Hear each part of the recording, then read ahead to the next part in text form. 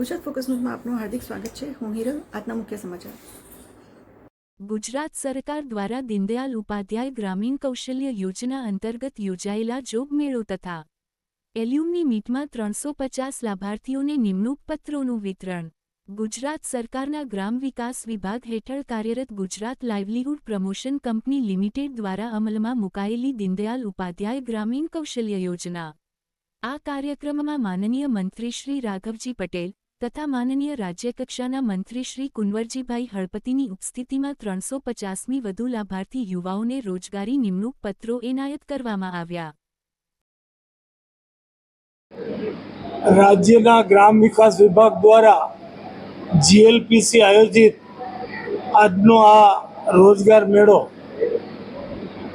રાખવામાં આવેલ છે, જેમાં ગ્રામ્ય વિસ્તારના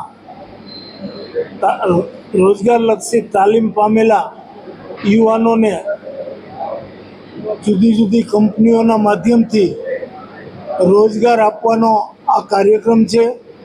ગયા વખતે આવા જ કાર્યક્રમ વખતે 400થી વધુ યુવાનોને રોજગારી આપવામાં આવેલ હતી અને આ વખતે પણ લગભગ અંદાજિત 400 જેટલા યુવાનોને અહીં આવેલ જુદી જુદી કંપનીઓ એની લાયકાત મુજબ રોજગાર આપવાના છે અને આ રોજગારી તાલીમ પામેલા યુવાનોને લગભગ 20,000 રૂપિયા મંથલી પગારથી આ રોજગારીની શરૂઆત થશે।